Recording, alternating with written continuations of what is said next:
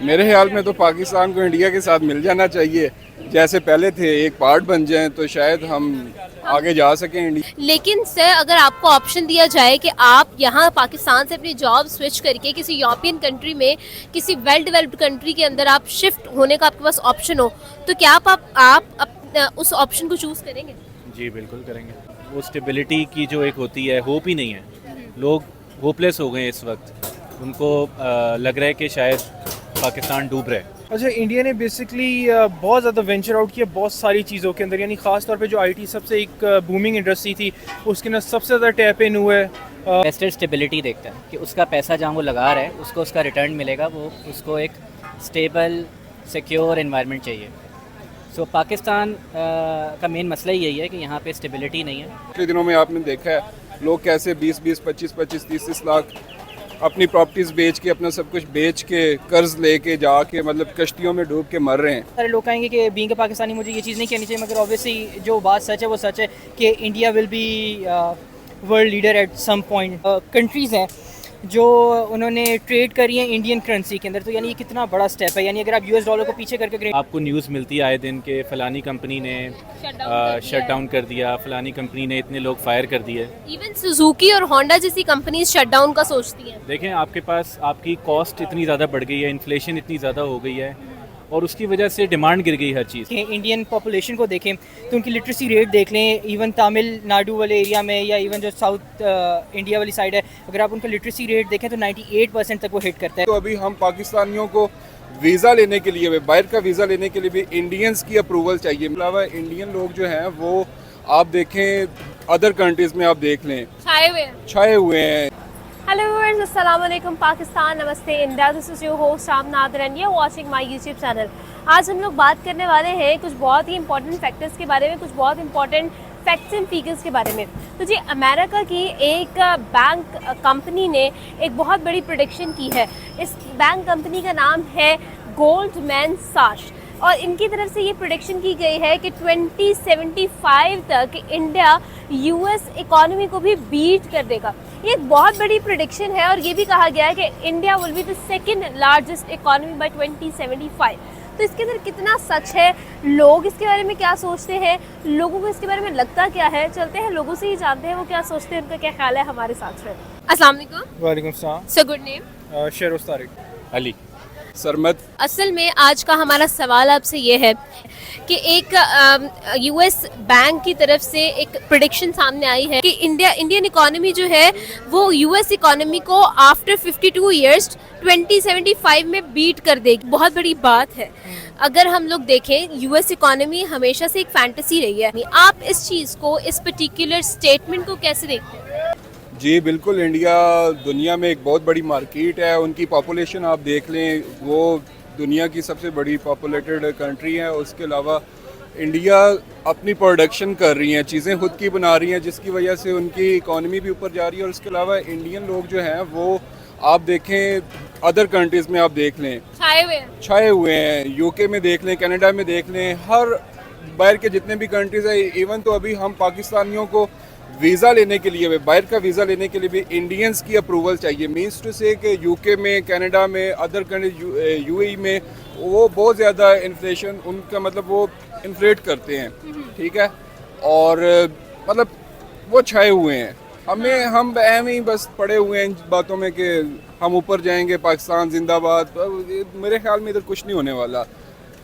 अच्छा, पर्सनली अगर मैं अपने पर्सनल ओपिनियन दूं तो अगर आप देखें कि पाकिस्तानी जो बेसिक पाकिस्तानी माइंडसेट है ना, वो अगर मैं बहुत एक स्लैंग में यूज़ करूं तो जुगाड़ू कौम है। वो हर चीज़ में से शॉर्टकट ढूंढा, उन्होंने हर चीज़ में से कोई प्रॉपर चीज़ों पे फोकस नहीं, जिन चीज़ों पे करना चाहिए। यानी अगर यूथ है तो वो बहुत एक डिफरेंट रूट पे निकली है, वो हम सबको पता है। मगर अगर उधर आप इंडियन इकॉनमी को देखें, इंडियन पॉपुलेशन को देखें, तो उनकी लिटरेसी रेट देख लें, इवन तमिलनाडु वाले एरिया में या इवन जो साउथ इंडिया वाली साइड है, अगर आप उनका लिटरेसी रेट देखें तो 98% तक वो हिट करता है।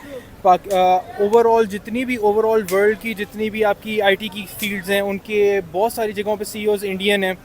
सबसे ज़्यादा आईटी की फील्ड में इंडियंस हैं, जबकि पाकिस्तान भी एक टाइम पे बहुत ज़्यादा आईटी के अंदर इन था, मगर वो बिल्कुल एक डिफरेंट रूट पे निकल गए, हैकिंग वाली साइड पे।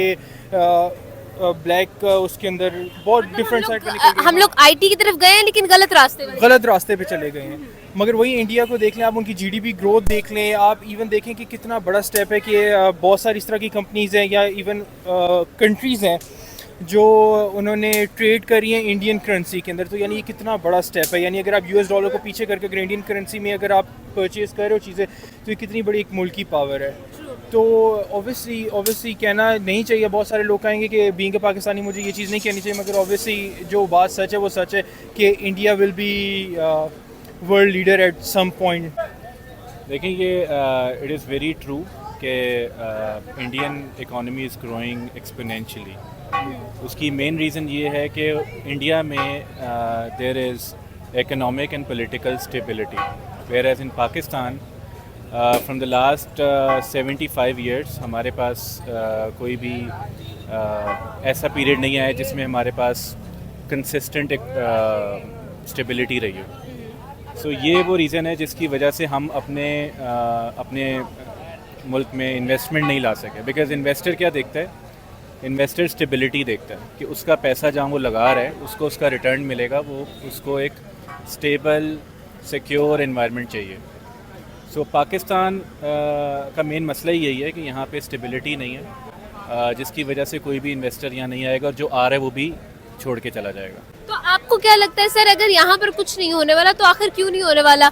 हम खुद जानते हैं कि पाकिस्तान के अंदर यंगस्टर्स बहुत ज़्यादा हैं, लेकिन वो लोग अपना टाइम वेस्ट करते हुए हमें नजर आते हैं। कोई प्रोडक्टिव काम, कोई प्रोडक्टिव इनोवेटिव आइडिया यहाँ पर नज़र ही नहीं आता, जनरेशन की बात नहीं है। तो आखिर ऐसा क्यों है? ऐसा मेरे ख्याल में इसलिए है कि सबसे पहली बात तो हमें एक जो एजुकेशन मिल रही है उसमें भी देखें कि जो भी पाकिस्तान में टॉप लेवल्स पे हैं वो सिर्फ बिजनेस कर रहे हैं। ठीक है, कोई डिग्रीज की वैल्यू सिर्फ आपको एक डिग्रीज मिल जाती हैं, ना आपके पास कोई स्किल्स होती हैं, ना इधर कोई लेबॉर्ट्रीज उस तरह से हैं, कोई मतलब कोई इनोवेशन नहीं है। इस मुल्क का मेरे ख्याल में कुछ नहीं होने वाला। अगर इंडिया इतना ग्रो कर रहा है तो इंडिया ने कहीं ना कहीं से तो स्टार्ट किया है ना, क्योंकि अगर हम लोग कुछ अरसा पहले जाएं तो इंडिया भी IMF के पास जाता था। अब जो है इंडिया ऐसी जगह 5th लार्जेस्ट इकोनॉमी बन चुका है, पता नहीं क्या क्या उन्होंने जो है वो डेवलपमेंट्स करनी है। तो आपके ख्याल में क्या करने की ज़रूरत है पाकिस्तान को भी, और इंडिया ने क्या किया? अच्छा, इंडिया ने बेसिकली बहुत ज़्यादा वेंचर आउट किया बहुत सारी चीज़ों के अंदर। यानी ख़ास तौर पे जो IT सबसे एक बूमिंग इंडस्ट्री थी उसके अंदर सबसे ज़्यादा टैप इन हुआ है।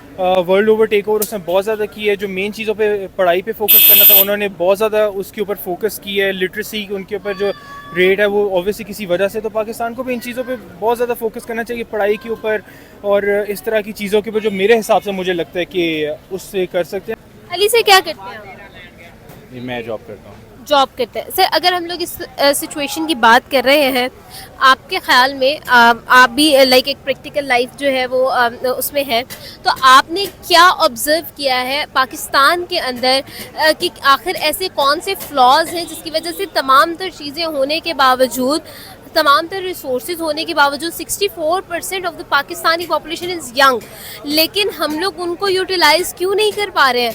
ये क्यों है इस तरह की सिचुएशन की जिसकी वजह से पाकिस्तान जो है वो हमें डिक्लाइन की तरफ नज़र आता है?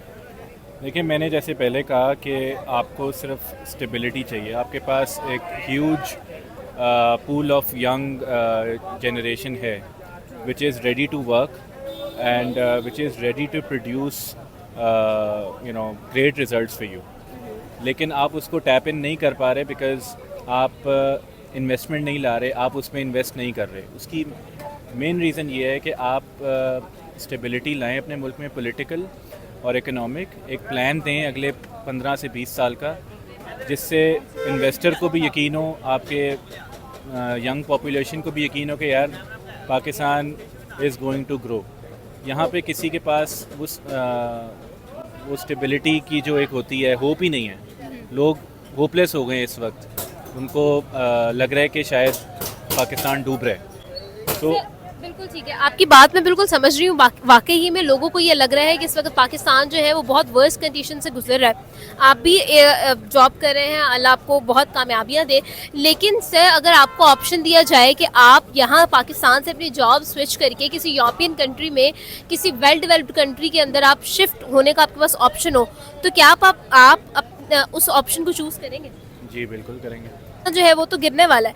तो ये सारी सी चीज़ें देख के आप किस तरह से देखते हैं पाकिस्तान को 5 इयर्स में नहीं, 10 इयर्स में नहीं, कमिंग 50 इयर्स में आप पाकिस्तान को कहाँ देखते हैं?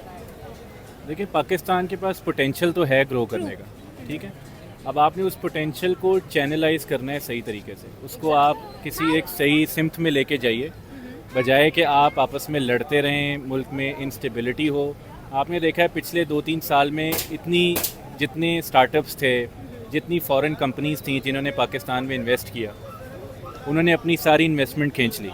आज भी आपको न्यूज़ मिलती है आए दिन के फ़लानी कंपनी ने शट डाउन कर दिया, फ़लानी कंपनी ने इतने लोग फायर कर दिए। इवन सुजुकी और होंडा जैसी कंपनीज शटडाउन का सोचती हैं। देखें, आपके पास आपकी कॉस्ट इतनी ज़्यादा बढ़ गई है, इन्फ्लेशन इतनी ज़्यादा हो गई है, और उसकी वजह से डिमांड गिर गई हर चीज़ की। अब एक कंपनी जो भी प्रोड्यूस कर रही है वो बेच ही नहीं सकती, उसकी कॉस्ट इतनी ज़्यादा हो गई है कि वो इररेलेवेंट हो गई है मार्केट में, तो वो कहाँ से सर्वाइव करेगी। देखें, बिज़नेस का मेन मकसद होता है प्रॉफिट मैक्सिमाइजेशन।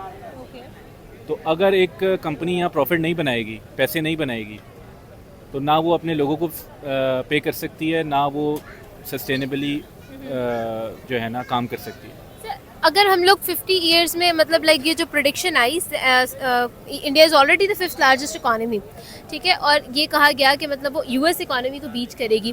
तो ये जो प्रेडिक्शन सामने, उन्होंने आखिर इस चीज़ को अकम्पलिश कैसे किया? देखिए, उन्होंने अपने टैलेंट पे इन्वेस्ट किया, उन्होंने अपना एजुकेशन सिस्टम ठीक किया, उन्होंने अपना पॉलिटिकल सिस्टम ठीक किया। वहाँ पे आपने नहीं कभी सुना कि गवर्नमेंट आई चली गई। उनकी गवर्नमेंट आती है जाती है, उनका बिज़नेस इम्पैक्ट नहीं होता, उनका बिज़नेस वैसे ही चलता रहता है।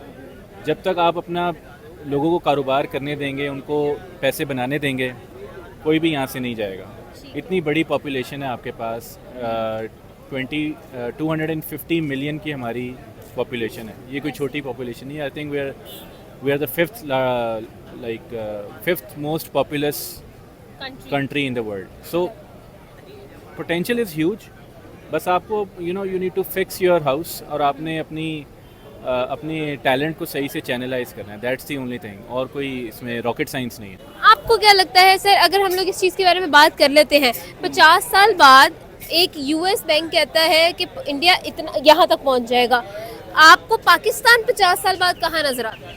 मेरे ख्याल में तो पाकिस्तान को इंडिया के साथ मिल जाना चाहिए, जैसे पहले थे, एक पार्ट बन जाएं तो शायद हम आगे जा सकें इंडिया के साथ। अदरवाइज़ तो मुझे तो नहीं लगता। पाकिस्तान का जो सिस्टम है, और ऑलरेडी जो आप देख लें, पॉलिटिशियंस आपस में ही लड़ रहे हैं, चाहे वो जो भी हैं, बस एक दूसरे को नंगा करते हैं और बस आवाम को बेवकूफ़ बना रहे हैं। और जो सरदार हैं, बस कोई समझ नहीं आ रही क्या हो रहा है इस मुल्क में। बस मैं तो कहता हूँ कि इस मुल्क से भाग जाएं, निकल जाएं, ताकि कुछ कर सकें, अपने घर वालों को सपोर्ट कर लें। कोई एक आधा बंदा फैमिली में से 2-3, अभी तो आई थिंक पाकिस्तान के हर घर में से लोग यही सोच रहे हैं कि किस तरह से बह जाएं। ये पिछले दिनों में आपने देखा है, लोग कैसे 20-20, 25-25, 30-30 लाख अपनी प्रॉपर्टीज़ बेच के, अपना सब कुछ बेच के, कर्ज लेके जाके मतलब कश्तियों में डूब के मर रहे हैं। तो मतलब क्योंकि यहाँ फ्यूचर नहीं नजर, यहाँ पे कुछ भी नहीं होने वाला, यहाँ पे हो ही नहीं सकता कुछ, क्योंकि यहाँ पे कोई सिस्टम नहीं नज़र आता। आप देख लें, मतलब ताकतवर लोग भी जो हमें लगता था कि ये इनका कोई कुछ नहीं बिगाड़ सकता, वो भी हम जब उनको भी मायूस देख रहे हैं, तो हम तो फिर कुछ भी नहीं है। हम तो बिल्कुल चींटियों की तरह, आवाम तो वैसे भी मेरे ख्याल में, हम टैक्स भी देते हैं, सब कुछ करते हैं, हम कोशिश भी करते हैं कि हम इस मुल्क में रह के अपना कोई बिज़नेस करें, ठीक है, लेकिन किया भी है। अभी इस तरह पिछले 1 साल से ऐसे हालात आ गए हैं कि मतलब मेरा मोबाइल्स का और रियल एस्टेट का बिज़नेस था, तो मोबाइल की 2 शॉप्स थी, वो ऑलरेडी मैंने ख़त्म कर ली हुई हैं, ठीक है, और रियल एस्टेट का ऑफिस था, वो भी अब पार्टनर साथ में ले आया हूँ कि यार चलो 6 महीने देखते हैं कुछ हो सके। अदरवाइज़ यही सोचा है कि जो कुछ है उसे बेच बचा के बस निकल जाएँ यहाँ।